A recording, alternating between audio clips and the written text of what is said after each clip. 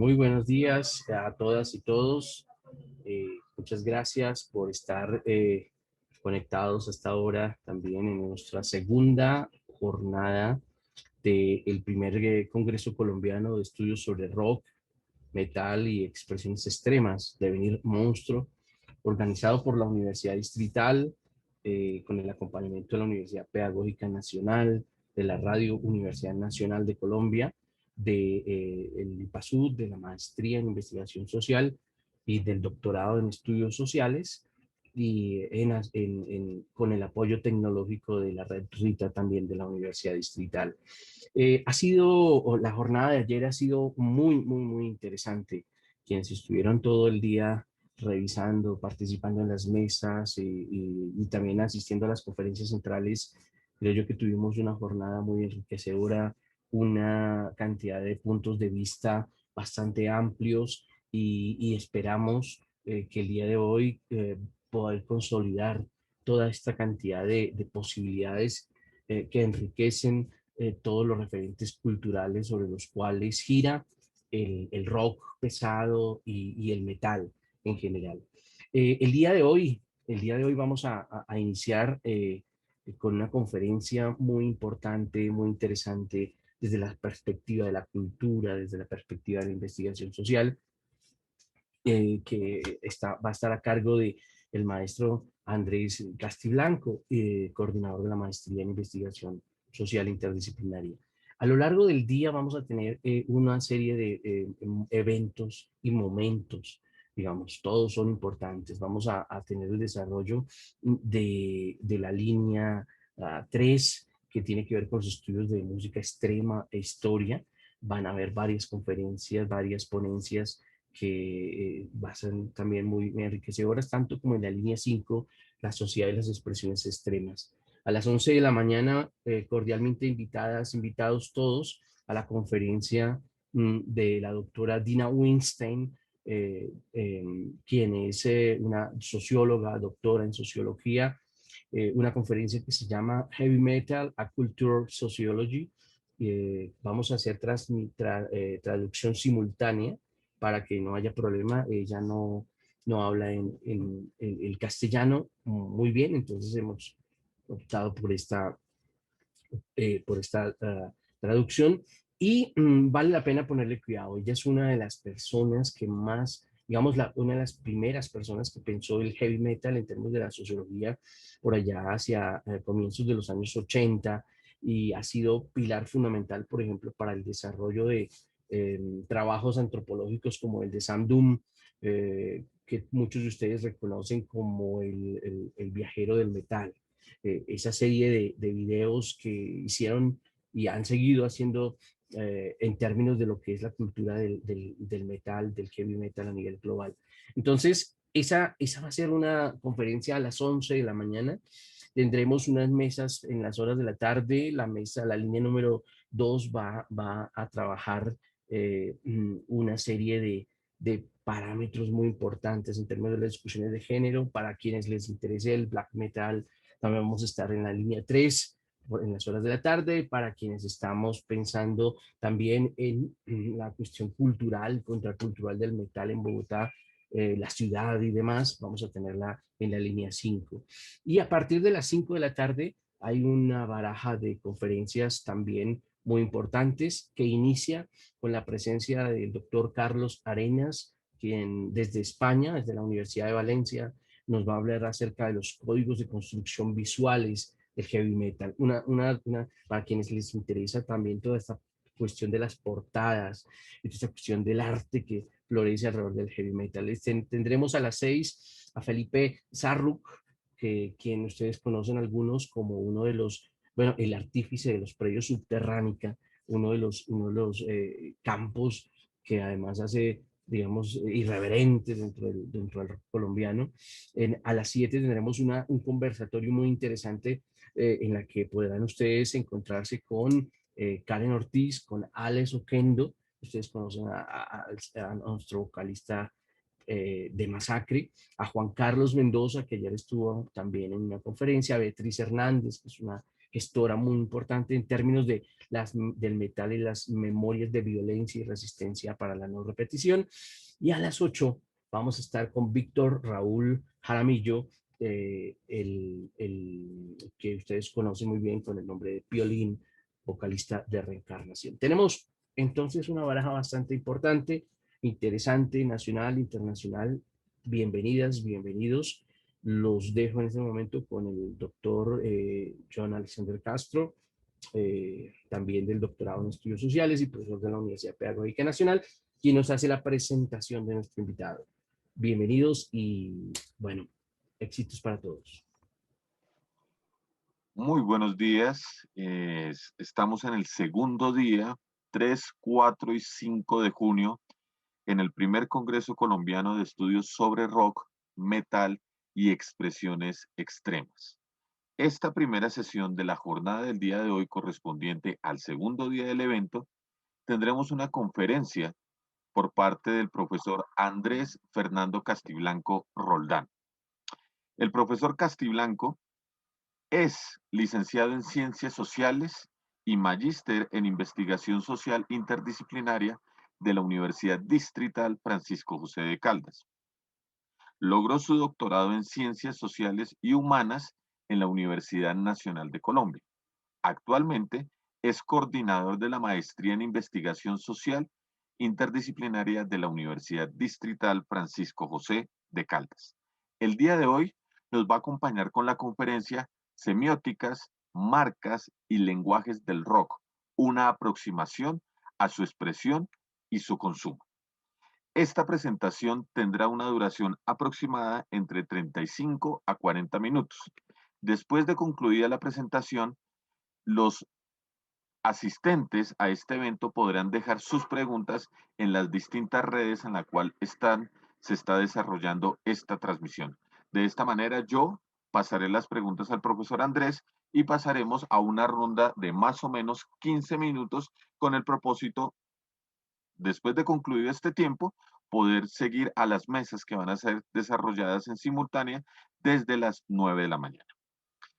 Sin más y sin menos, damos paso a la conferencia Semióticas, Marcas y Lenguajes del Rock, una aproximación a su expresión y su consumo, por el doctor Andrés Fernando Castiblanco Roldán. Muy buenos días, muchas gracias por la presentación, profesor John Alex Castro. Bueno, mencionó todos los pergaminos, muchas gracias.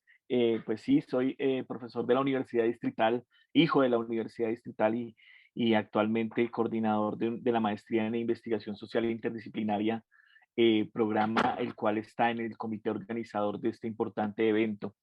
Quiero ante todo agradecer a todo el comité organizador que ha permitido que podamos llegar a cada una y a cada uno de ustedes en esta conexión, a la red de investigaciones y tecnologías avanzadas RITA y en sí a la Universidad Distrital y a todos los grupos que están apoyando en este momento la realización de este congreso. Para mí es un gusto abrir el día de hoy, viernes, madrugado, a las 8 de la mañana, este segundo espacio de este evento con una conferencia que realmente implica una mirada desde los estudios sociales del lenguaje al rock. En este sentido, vamos a encontrarnos con unos recorridos que vienen a propósito de unas reflexiones de lo que trabajamos en la línea de investigación en lenguaje eh, al interior de la maestría. Y estas investigaciones que tienen que ver precisamente la forma en que se elaboran los lenguajes culturales, la forma en que se permean las estéticas, pasa por diferentes filtros y diferentes formas de comprender esas lógicas del mundo urbano, esas lógicas del mundo cultural que están impregnadas precisamente por la experiencia social. Entonces, sin más preámbulos, voy a compartirles mi presentación, la que he preparado el día de hoy. Eh, Quisiera que me confirmaran si ya la tenemos en pantalla. Sí, señor. Perfecto. Entonces, pues principalmente el tema que les traigo el día de hoy es un tema que tiene que ver con las semióticas, las marcas y los lenguajes del rock en una aproximación a su expresión y consumo. En el sentido de la línea de lenguaje, interpretación cultural de la maestría en investigación social, se establecen algunos puntos y vasos comunicantes en una relación muy interesante, a saber, la relación entre las semióticas, los lenguajes culturales y las producciones sociales, por ejemplo, en este caso, en el mundo del consumo. Lo que vamos a encontrar hoy es un análisis que, digamos, breve por el tiempo y también, digamos, porque pues no quiero ser tampoco tan denso en el tema de señalar una lista grande de autores, digamos, que llevarían un poco más de tiempo y que finalmente nos dejarían, digamos, con un abrebocas un poco denso que no permitiría entender una idea básica que es la que traigo el día de hoy. En primer lugar, la forma en que yo pretendo construir este diálogo con el rock y sobre el rock desde la semiótica y sobre las marcas. Digamos que aquí las marcas cobran un papel importante no solo como transacciones del mundo mercantil o del mundo del marketing, sino como posicionamientos culturales, como sistemas, como dispositivos de semióticas y narrativas que configuran acciones culturales, que configuran formas de identificación al interior de las culturas. Entonces, en este sentido, propongo al rock como un movimiento cultural sonoro. Un movimiento cultural sonoro, aclarando que la música finalmente se transforma en un producto polisémico. ¿Por qué polisémico? Pues los diferentes sentidos que puede tener la música desde la expresión de la creación, pero también desde el sentido de su circulación, de la forma en que llega a los sectores sociales y también la forma en que se inserta en las lógicas de mercado. Entonces, al encontrar cómo el rock como movimiento cultural sonoro entra en unas lógicas de consumo, se puede entender cómo un lenguaje social producido en la historia se instituye mediante dos componentes, en este caso, que forman ese lenguaje del consumo. En primer lugar, unos sistemas de visibilidad que permiten precisamente que el orden objetual y lo que hay detrás del orden objetual, es decir, los gestos, las lógicas culturales que rodean los objetos, sean visibles, sean atractivas, sean estéticamente funcionales. Pero también nos encontramos con el intercambio, lo que clásicamente en su momento Marx señaló con el jeroglífico de la mercancía, e inclusive filósofos situacionistas como Jean Baudrillard en los años 60 y 70 entenderían como las nociones del valor de uso y el valor de cambio, donde finalmente hay unas economías simbólicas, unas economías del signo.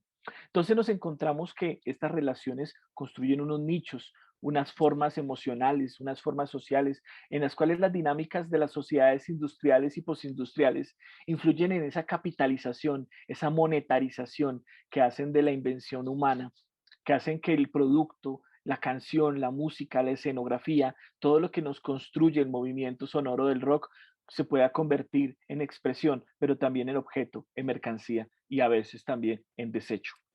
La producción del rock en diferentes géneros termina condicionada con una irrupción de lógicas globales, al poner en tensión esas identidades locales de los territorios en los que se producen los gestos, las acciones sonoras y estas que vienen siendo captadas finalmente por el mercado, teniendo en cuenta la posición de los gobiernos frente a un ejercicio de neoliberalismo cada vez más marcado en nuestras democracias, en especial en las del ámbito latinoamericano, que replican muchas dimensiones del primer mundo.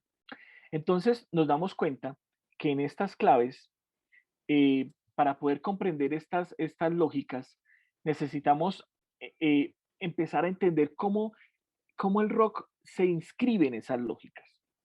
Entonces, son lógicas de ocio, son lógicas de tiempo y estéticas propias de las sociedades industriales, pero también la misma sociedad industrial crea la noción de las industrias culturales, en las cuales hay unas tramas radiales, hay unos nichos musicales, hay unos movimientos urbanos que se inscriben en lo etario, pero también se inscriben en las fugas del establecimiento social. Entonces es ahí donde donde se propone finalmente la agencia del rock como una marca cultural. Como una marca cultural ¿qué implica? Al comprender esa convergencia de esas lógicas semióticas y discursivas con relación a las prácticas culturales del rock, al proponerlo como marca cultural es importante alejarnos del pensamiento del marketing y más bien pensar en la forma en que esta marca construye unas formas de anclaje cultural, de raíces culturales, cosas que se anclan, que en diferentes sociedades van tomando sus respectivos sentidos y que terminan dando origen a la marca como un dispositivo semiótico y narrativo que puede dar cuenta de las transformaciones de la cultura y los territorios en el tiempo. Si la marca es un dispositivo, es una red de redes, cataliza historias locales, referentes universales en la producción de tramas y composiciones mediante lenguajes culturales. Entonces, ese dispositivo de interacción nos permite ver cómo estos sistemas de códigos o interactivos, en el caso de los lenguajes culturales, implican una formación de identidades, de lealtades, de pertenencias o de militancias, si se quiere decir pertenencias y militancias al contexto o al objeto cultural, que en este caso lo proponemos en un movimiento cultural sonoro, cuya producción cultural es la música. Y la música como un producto cultural polisémico permite que la identificación sea con las líricas, con las territorialidades, con las textualidades, con las gestualidades que están precisamente moviéndose en el rock. Algo importante que nos señalaban a mediados del siglo XX Horkheimer y Adorno en ese libro de la dialéctica de la ilustración, eh, era cómo la situación de emergencia de la industria cultural se encargaba de fabricar en clave serial o producir productos que venían de las prácticas culturales para generar ejercicios de masificación. ¿Con respecto a qué? Pues a las identidades, a las formas de consumo. Entonces podríamos señalar que el rock como una marca históricamente inscribe su impronta en ese movimiento. La marca rock implica movimiento. Entonces es a la vez cambio, es a la vez revolución, es a la vez un cambio en sentidos y emociones, tornándose en un espectro donde lo clave es la movida de estilos, de letras, de estéticas, como rasgos claves de algo que acompaña al movimiento sonoro y es la condición juvenil, que independientemente de la edad, constituye un marcaje particular de tradición que siempre en el rock se ha basado en las nociones de cambio. Entonces, en ese sentido, podemos encontrar como el rock, la marca rock, construye unas interacciones, unas posibles interacciones, pueden haber muchas más, pero yo quiero plantear el día de hoy tres campos de interacción para comprender cómo funciona un dispositivo semiótico y narrativo o semionarrativo como el dispositivo de la marca. Cómo ese dispositivo en el plano semiótico dispone de los signos, de los símbolos, de los sentidos, y en el plano narrativo de los relatos, de las experiencias narrativas, inclusive de los discursos, cuando se trata de la construcción crítica de procesos antiestado, anticoloniales o inclusive críticos hacia las propias orientaciones de la cultura musical, que pone a veces enfrentado al rock frente a otros géneros comerciales también, algunos que están en unas lógicas del completo hedonismo, del completo goce, donde finalmente no hay una racionalidad ni crítica al sistema social que los está produciendo o que los está resistiendo o que los está reprimiendo. Entonces esas posibles interacciones nos llevan a tres campos interesantes. Uno, las tramas territoriales de origen y circulación que implican esas marcas de tradición en el rock. En segundo lugar, el peso de los lenguajes culturales, cómo esos lenguajes culturales se modulan o se pueden interpretar a la luz de lo que implica este movimiento, pero también el papel de las estéticas en diferentes sentidos con las cuales se configura el movimiento sonoro. Para comenzar a desglosar este esquema, les quiero mostrar cómo funcionan las tramas de origen territorial y de circulación. Estas tramas de origen territorial y de circulación remiten a diferentes dimensiones que dan cuenta de la territorialidad en los procesos de instalación de prácticas culturales y la marca del movimiento sonoro. En primer lugar, se pueden situar como anclajes, como raíces, como marcas de tradición que están vinculadas, por ejemplo, a la toponimia y al origen de las bandas. Entonces, encontramos en estas marcas de tradición territorial eh, los orígenes de movimientos, cuando, por ejemplo, referimos la geopolítica del grunge cuando ubicamos la ciudad de Seattle en Estados Unidos, o cuando hacemos la geopolítica del metal en diferentes momentos en espacios urbanos como Birmingham en Inglaterra, en el Reino Unido, o Newcastle, cuando sale esta segunda ola de metal británico. Y nos encontramos definitivamente ante eh, una referencia, y es cuando la trama de origen territorial permite construir un paisaje que sirve como referencia directa e inspiración en la denotación y connotación de los lugares en los cuales transcurren las letras y la inspiración de las bandas y sus canciones. En este escenario encontramos adaptaciones y transferencias con los medios locales, como el gran fenómeno del metal en Medellín, que precisamente tendremos como invitados a Masacre, que fueron grandes protagonistas de esas escenografías del metal en Medallo, pero también el punk Medallo, que tenemos diferentes bandas como Mutantex en su momento, pero que también nos relatan con bandas contemporáneas el proceso de lo que ha sido la resistencia de diferentes culturas y contraculturas en las relaciones de producción económica, de resistencias al narcotráfico, de relaciones en las cuales nos encontramos en tensiones donde las ciudades sirven como paisaje para las canciones. Hemos tenido la oportunidad de ver a través de trabajos como los de Iván Merchán o como los de José Acevedo, lo de Jorge Acevedo, trabajos que implican las resistencias al narcoterrorismo desde las lógicas del punk. Y uno se encuentra precisamente con esas reacciones que están tomando como referencia el paisaje, el territorio, Medellín, en este caso en el punk Medallo, como una construcción, el punk en Bogotá también con el respectivo movimiento, pero también con la forma en que se puede comprender la lógica del paisaje en referencia, cómo empieza a influir en las letras, que por ejemplo en el caso del metal bogotano, que ha sido revisado por varios autores del tema, inclusive tenemos a Carlos Reina entre nosotros que ha estudiado estas tendencias que precisamente implican la relación entre ciudad y referentes acústicos, referentes sonoros en cuanto a las líricas, en cuanto a esas poéticas del territorio. Entonces el paisaje se convierte en en una referencia de construcción para las bandas y que genera necesariamente unas identidades de transferencia que pues, ya no podríamos decir que simplemente es que están copiando de Estados Unidos o copiando de Inglaterra. Definitivamente el paisaje da cuenta de esa adaptación territorial. Pero también nos encontramos con los ritos de paso. Los ritos de paso y no es solamente para el rock, digamos que uno podría hacer alguna transferencia a algunos otros ritmos que permiten encontrar escenarios de ritos de paso. Entonces nos encontramos con estos lugares en los cuales las bandas son reconocidas o fracasan ante una audiencia aguda para la apreciación de sus canciones y sus puestas en escena. Y estos ritos de paso configuran escenarios como clubes, como bares, donde se ven nacer o se ven morir a las bandas. Entonces nos encontramos con casos muy populares como el Whisky a Go-Go en California, donde debutaron, donde se presentaron y se pusieron a prueba bandas como Led Zeppelin, Alice Cooper, The Doors. Nos encontramos casos como el Fillmore en San Francisco, donde bandas como The Who o Pink Floyd interactuaron para mirar, como dicen en términos muy coloquiales, medir el aceite.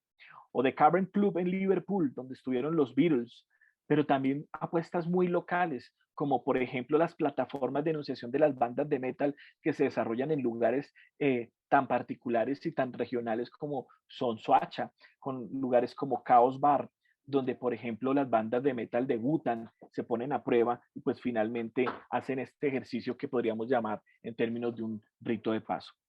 Finalmente, como escenario de circulación de los festivales de rock, se transforman en oportunidades de visibilidad. El Festival de Rock se convierte en un espacio de formación de audiencias. Entonces, esta trama territorial posiciona ese lugar donde las creaciones empiezan a circular. Entonces, tenemos escenarios como Rock en Río, que es muy famoso. Tenemos nuestro Rock al Parque en Bogotá, que ya es característico. Tenemos el Wacken Open Air en Alemania, y tenemos las franquicias de Lollapalooza que arrancan en Estados Unidos, pero que tranquilamente en Argentina también encontramos Lollapalooza. Bueno, digamos que se vuelve una franquicia de festival que va rotando por el mundo pero muy parecido al High Festival de la literatura, pero en este caso con bandas de rock. Eso es entre otros, porque hay múltiples festivales que precisamente permiten dar cuenta de cómo las tramas de origen territorial y de marcajes de tradición en el movimiento sonoro del rock constituyen orígenes de movimiento, referentes de paisaje, ritos de paso y escenarios de circulación. En segundo lugar, nos encontramos con los lenguajes sonoros y sus relatos. Eh, Estos los vamos a proponer en dos planos muy importantes, un plano de estructura semántica de organización y un plano de referencias o de situación.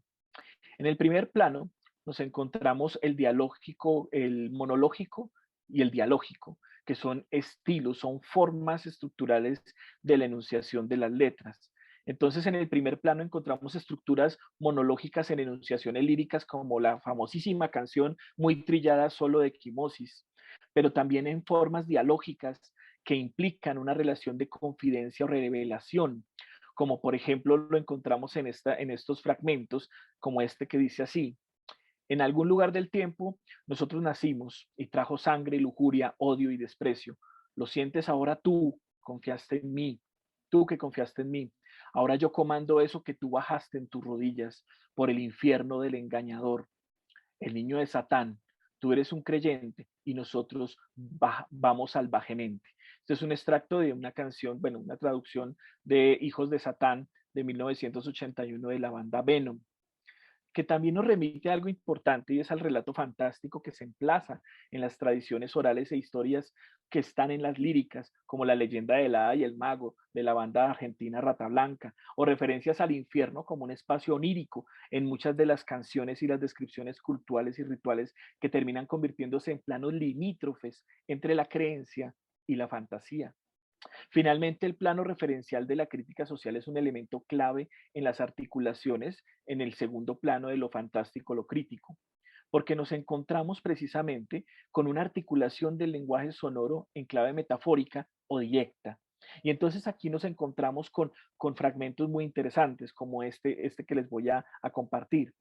Sufriendo nuestra inconsciencia, tal vez pueda morir. La tierra hoy se desangra. ¿Qué hará sin su existir? Ayúdame tú, ser también es de este mundo. Tus hijos no podrán vivir entre el dolor. Esto es un fragmento del Guerrero del Arco Iris, de Rata Blanca, de 1992. Pero también podemos encontrarnos que la crisis ambiental inspira otras bandas, como por ejemplo Sepultura, eh, a través de temas como Territorio o Territory. Y otros casos nos encontramos con escenas de crisis contemporáneas globales, ansiedad, suicidio y desencanto, que me parece importante lo que hace el género del grunge como género del rock, que se ocupa de medir las intimidades, lo que había interno de esas crisis existenciales globales. Entonces aquí hay un pedacito que les quiero compartir de un fragmento que me parece muy interesante. Dice: hijo, dijo, tengo un pequeño cuento para vos. Quien pensabas era tu papá, no era nada, excepto un puntos suspensivos. Mientras estaba sentado solo en la casa, en la edad de 13, tu verdadero papi estaba muriendo. Perdona, no lo conociste, pero estoy contenta de que hayamos hablado. Esto es un fragmento de Alive, de Pearl Jam, de 1991. Estos planos nos muestran esas estructuras del lenguaje cultural, cómo puede en su plano estructural construir una relación monológica o dialógica, pero también cómo puede en ese mismo plano recurrir a los recursos de la fantástica y la crítica para producir una ficción lírica en las canciones que va en el impulso de lo crítico, como también en las nociones y en los impulsos de lo real. Aquí en este plano entonces nos lleva a algo clave que vamos a encontrar, y es que en estéticas y disposiciones semióticas vamos a utilizar dos elementos claves que nos presta Mauricio Lazarato, desde la noción maquínica, de los sistemas de regímenes de signos. Y es que podemos encontrar en estas enunciaciones unas disposiciones asignificantes y unas disposiciones significantes. Las disposiciones asignificantes, entonces, pasan por el plano de la emoción y la percepción icónica o sonora, sin pasar por una estructura lingüística. Un ejemplo claro, pues no lo voy a colocar por cuestiones de tiempo, pero lo pueden ver en YouTube, los que ya tienen la música la pueden disfrutar, es la percusión de batucada con solos de batería que utiliza propiamente Sepultura en este álbum, a propósito de la canción Territory, donde precisamente se junta la noción de la batucada como elemento cultural territorial brasilero con la percusión del metal, en este caso el groovy metal. Entonces nos encontramos con una disposición asignificante, porque va directo a la percepción, va directo a la sensación, a la emoción, a la fuerza, al impulso. No pasa por la estructura lingüística, pero también nos encontramos definitivamente con las disposiciones significantes. En este caso, las apuestas icónicas que integran una estética que digamos frente, por ejemplo, a este caso con de Sepultura, que genera todo un ejercicio de tribalismo a propósito de su encuentro con el mundo indígena. Las disposiciones significantes recurren a significados instalados en la cultura, como por ejemplo la bruja, a propósito de la banda de metal La Bruja, y el aquelarre en sus dimensiones icónicas y lingüísticas, que es en este caso una disposición significante, es decir, es un recurso retórico que está construido en la cultura, que está ahí permanentemente y que simplemente se activa y se desactiva. Pasa por el lenguaje en el ejercicio de disposición, mientras en la significante pasa directamente al plano de la emoción. Estas disposiciones asignificantes y significantes están construidas en el plano de la expresión del movimiento sonoro, pero venimos a ver, digamos, unos efectos ya propiamente directos en cuestiones de consumo, en cuestiones de corporalidad, y que pues bueno, vamos a analizarlas ya a modo de ya ir cerrando la presentación. Y es que nos encontramos con 4 planos interesantes sobre las estéticas y el consumo. Comprende una construcción de diacríticos como marcajes particulares que potencian una identidad colectiva al tiempo que entran en el plano del intercambio al consumo y sus componentes de visibilidad y de intercambio. Entonces nos encontramos con los diacríticos corporales, que va con todo lo que hacemos en el cuerpo, como las comunidades se encuentran en el peinado, en las escaraciones, en el tatuaje, formas de diacríticos corporales que manifiestan un ejercicio de correspondencia estética y semiótica con representación a el género o a su diferente tendencia dentro del movimiento sonoro. Pero también nos encontramos con los diacríticos gestuales. Los diacríticos gestuales también se desprenden del cuerpo, pero tienen que ver con esas gestualidades que se construyen. La imagen que les presento en pantalla, pues yo creo que ustedes la deben ver chiquitica, es una imagen que me permite a mí jugar con ella, porque precisamente nos está mostrando la interacción de la lengua afuera, que uno encuentra, por ejemplo, en diferentes bandas de rock en sus escenas, en sus tramas escénicas en el escenario, pero también encontramos los cachitos y también encontramos otras expresiones que van inclusive en la configuración de la mirada. Ninguna mirada está construida con ingenuidad, está completamente destinado a un plano de la expresión verbal corporal que genera unos diacríticos gestuales propios de esos movimientos sonoros.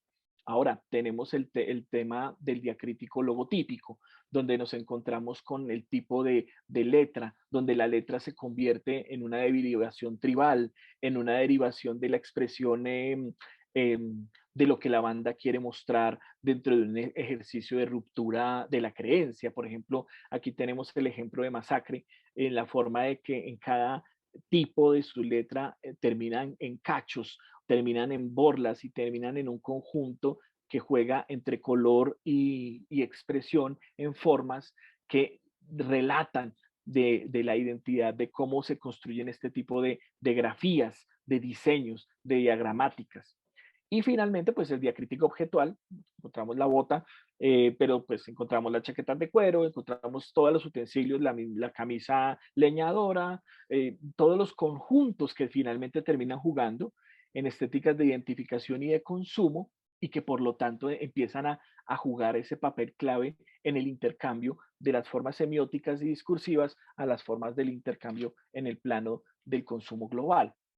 Y finalmente, a modo de cierre, pues algo muy importante que ha tenido la evolución del movimiento cultural sonoro del rock es la derivación cada vez más a los planos de la crítica social, cada vez más se empoderan sobre una necesidad de denuncia, sobre una necesidad de construcción de crítica hacia lo que está sucediendo en los contextos sociales. A propósito del contexto del estallido social en el que estamos viviendo, el movimiento rock, a través de diferentes géneros, encuentra expresiones de resistencia. Lo dijimos hace un momento en el tema del Pug Medallo con Mutantex.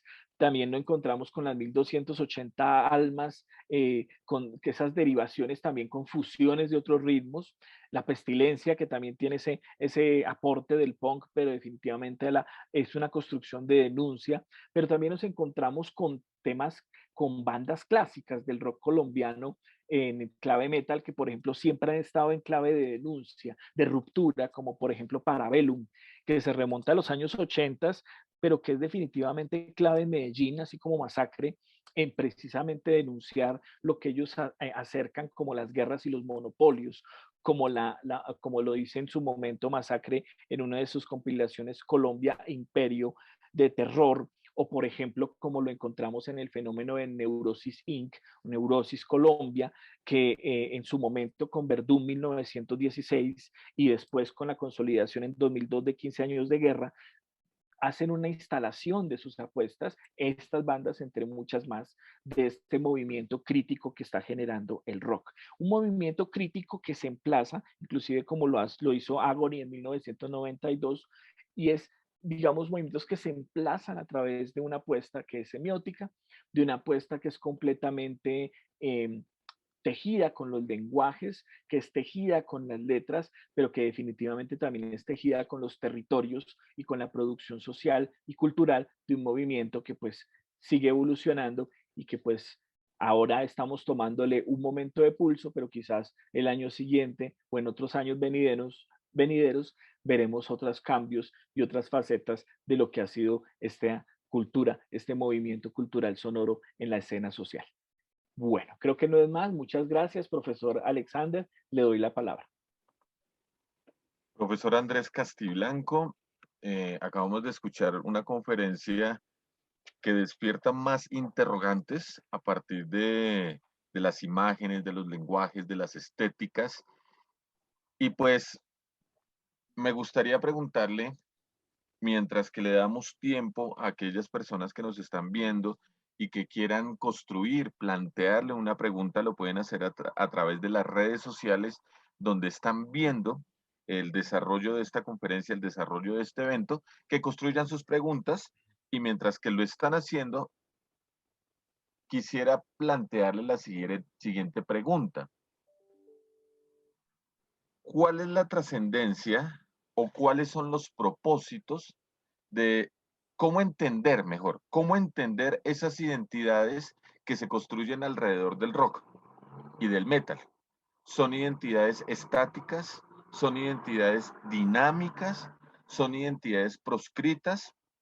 ¿Cómo podemos entender esas dinámicas en el sentido, esas identidades en el sentido que tienen que inevitablemente relacionarse con los otros? ¿Cómo se construyen esas identidades entonces?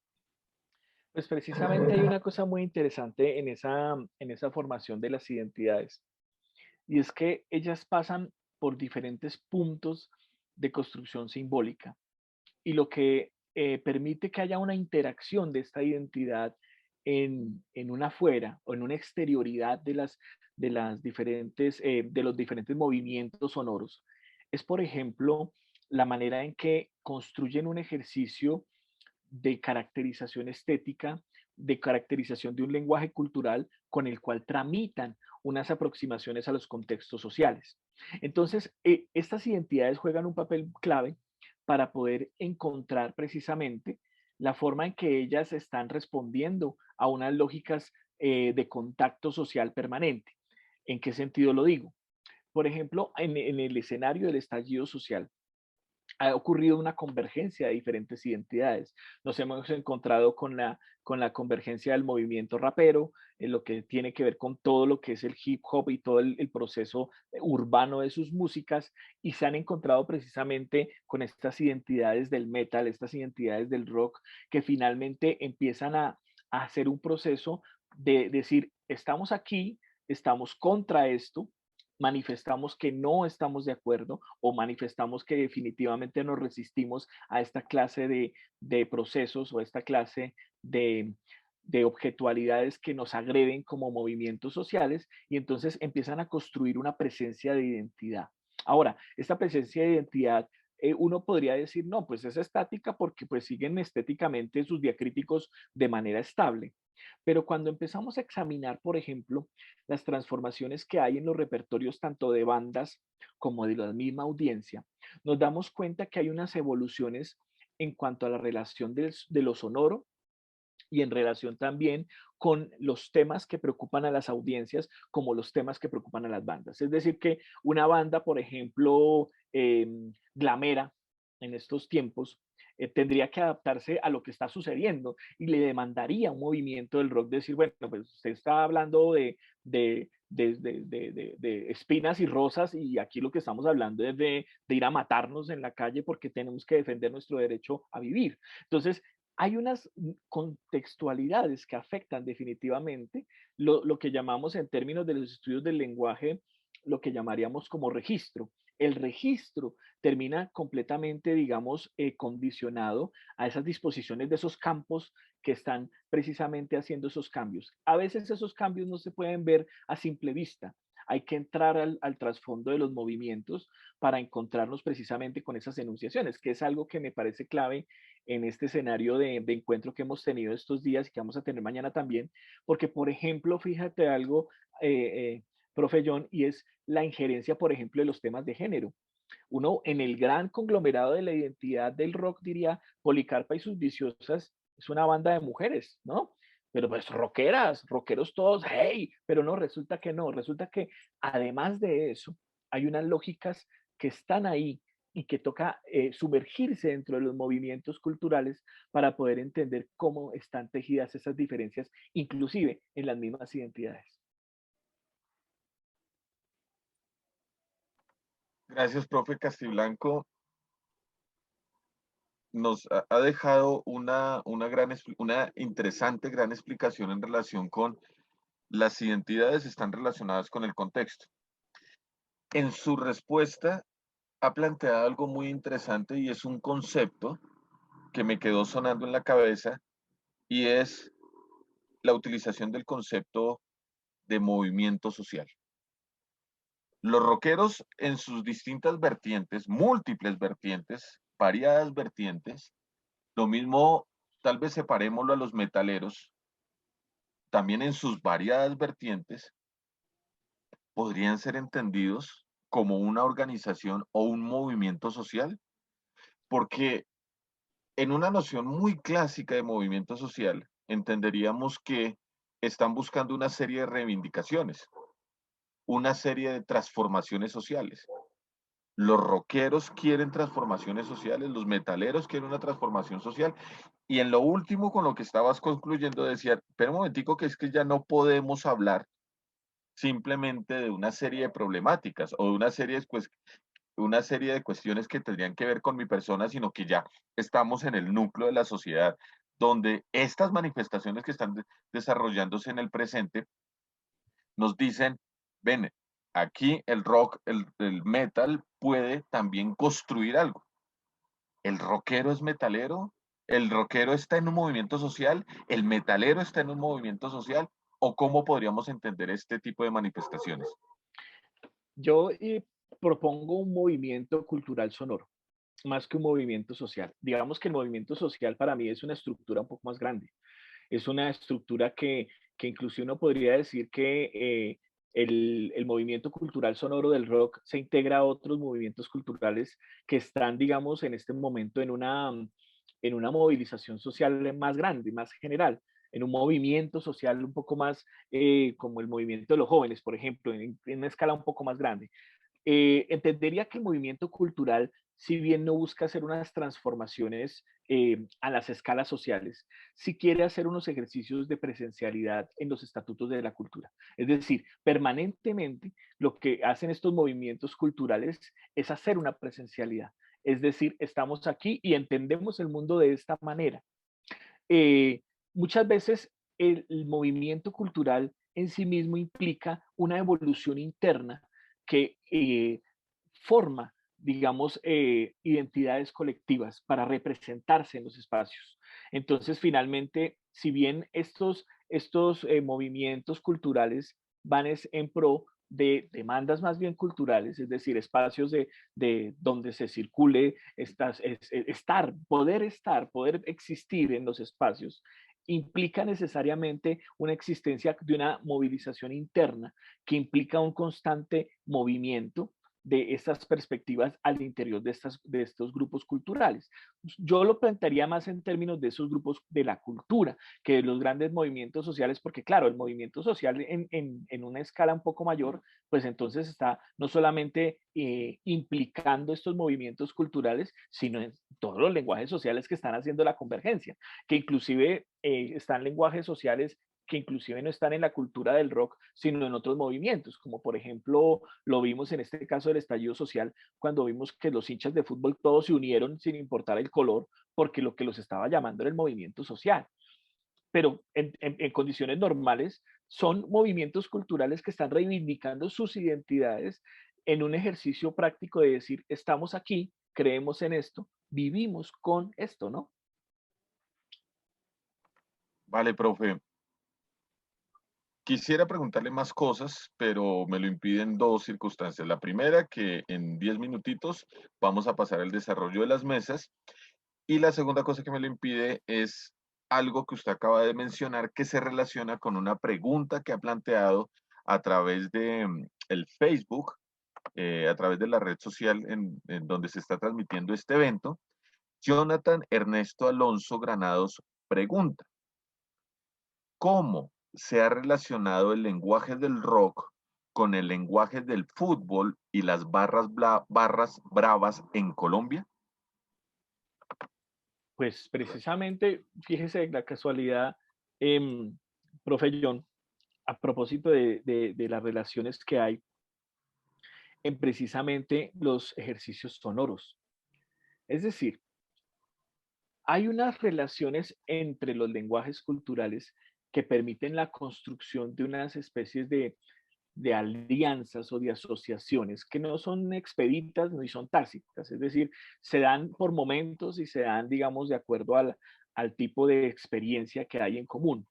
Y una de ellas, digamos, que permite encontrar puntos de encuentro entre el rock y, por ejemplo, el fútbol, es el problema, el problema no, es el anclaje sonoro. Es decir, el rock le ha aportado al fútbol anclajes sonoros para construir emocionalidades en el deporte. Digamos que se alimenta del lenguaje el lenguaje deportivo, el lenguaje de las nociones del mundo del hincha o del mundo de la fanaticada deportiva, pero definitivamente el lenguaje cultural del rock le presta, hace unos préstamos, pero también en reversa, o sea, también al revés, digamos, lo veíamos con el tema de la batucada brasilera. La batucada brasilera hace mucho tiempo que está instituida como una forma territorial brasilera que está en el fútbol y está metida en la acción social y está metida en lo público. Entonces, cuando uno examina álbumes como este álbum de Sepultura, en la canción Territorio, uno se encuentra precisamente con la interacción de la batucada, pero ya en el rock. Es decir, cogen esta percusión y precisamente ahí va el término de la semiótica asignificante, a propósito de lo que plantea Lazarato. Es asignificante porque no tenemos un código para que pase por la lingüística. Ahorita lo estamos haciendo pasar por el lenguaje, pero en el momento que la batucada interviene en forma sonora en la canción, quien escucha la canción y está identificando la batucada siente más fuerza con la canción y viceversa.